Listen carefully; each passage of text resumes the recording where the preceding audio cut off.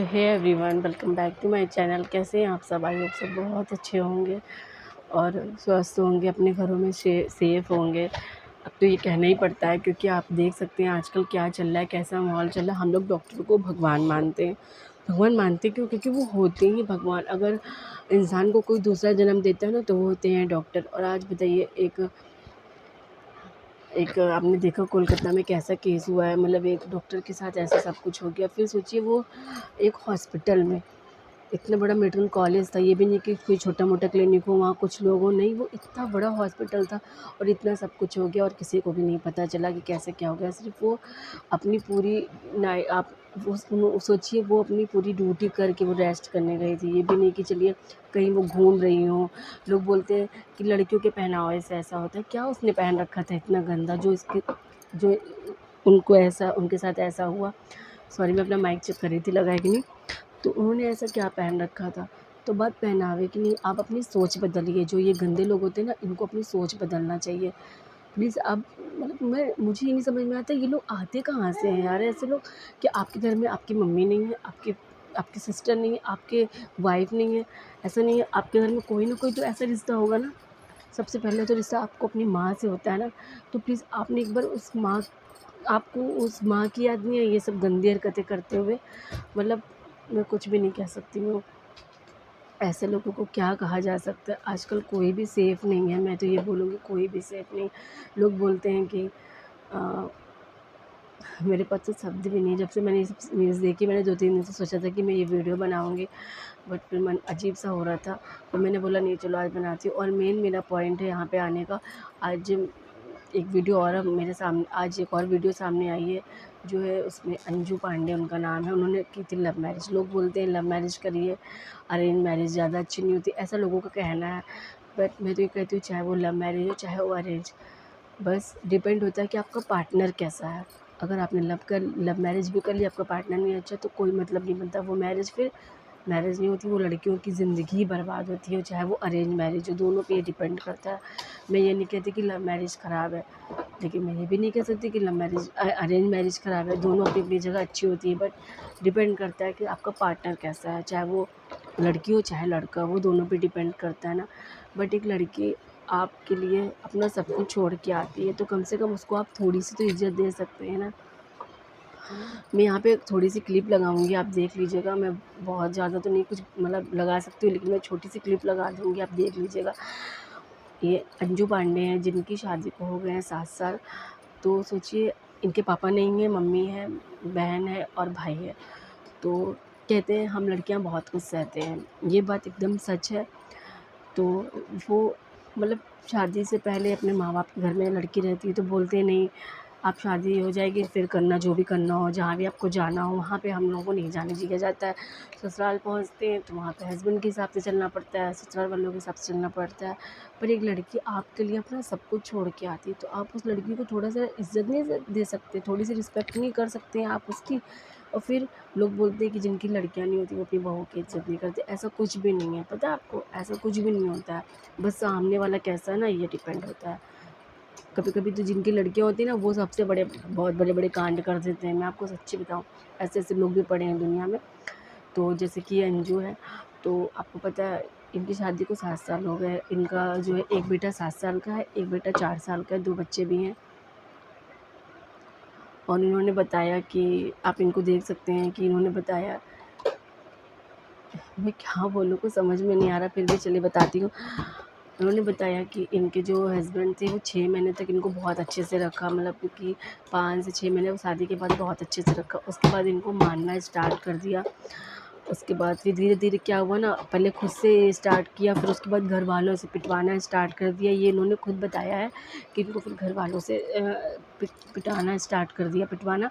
उसके बाद फिर इनकी बहन, मतलब इनके हस्बैंड की बहन, वो मतलब कि इनकी ननद, उन्होंने भी, वो भी इनको मारती थी। इनकी सास भी इनको मारती थी, इनके ससुर-वसुर सब इनको मारते थे। इन्होंने बाकायदा सबके नाम भी बताए हैं। सब लोग इनको मारते थे बहुत ज़्यादा। मैं ये नहीं समझती यार कि आपकी भी तो एक बेटी थी। आप एक बार उस बहू के ऊपर ये सब करने से पहले एक बार अपनी बेटी को याद कर लिया होता कि कल को आप भी अपनी बेटी की शादी करोगे, आपकी बेटी भी किसी के घर जाएगी। अगर यही चीज़ आपकी बेटी के साथ हो तो आपको कैसा लगेगा? तो प्लीज़ मैं यही कहना चाहूँगी, प्लीज़ जो लोग ऐसा करते हैं ना, उनसे हाथ जोड़ के रिक्वेस्ट है, प्लीज़ ऐसा मत करिए। अगर आप उनको नहीं रख पा रहे, किसी भी तरीके की कोई प्रॉब्लम आ रही, तो आप उनके घर वालों को बुलाइए, घर में बैठ के बात करिए, तो फिर उनको उनके घर भेज दीजिए। पर इस तरह से किसी को भी परेशान मत करिए। हर किसी का जीने का हक है। क्या लड़कियों का जीने का हक नहीं होता है? कहीं तो हम सुनते हैं, कहीं ये रेप हो गया लड़कियों को, कहीं ससुराल में हो गया, कहीं लड़कियों को जला दिया, कहीं मार के डाल दिया। क्या है ये? हमेशा लड़कियाँ ही क्यों ये सब चीज़ों की शिकार बनती हैं? और मैं तो ये कहूँगी, जो भी इस समय चल रहा है, जैसा भी चल रहा है, सबको इंसाफ़ मिले, चाहे वो अंजू हो, चाहे वो कोलकाता की डॉक्टर हो, प्लीज़ उनको इंसाफ़ मिले। और अंजू की बात जैसे मैं कर रही थी, तो मैं आगे बढ़ती हूँ उनकी बात को लेकर के। तो क्या हुआ ना, कि बता रही थी कि जब ये खाना माँगती थी तो इनको लैट्रिन देते थे। बताइए, मतलब कहने में भी शर्म आती है। तो सोचिए, वो लोगों को करने में शर्म नहीं आई? कैसे लोग हैं वो लोग? एक बार करने के लिए नहीं सोचा कि इतना गंदा काम कर रहे हैं। उनको भगवान को भी मुँह दिखाना है, पर कुछ लोग नहीं डरते हैं भगवान से, पता है? क्योंकि वो खुद भगवान बन जाते हैं, इसलिए वो नहीं डरते। वो नहीं डरते हैं भगवान से भी। ये सोचिए, वो बता रही थी कि जब वो खाना माँगती थी तो उनको लैट्रिन देते थे, जब वो पानी माँगती थी तो उनको बाथरूम देते थे। बताइए, कितनी मतलब सोच के भी अजीब-सा लगता है ना।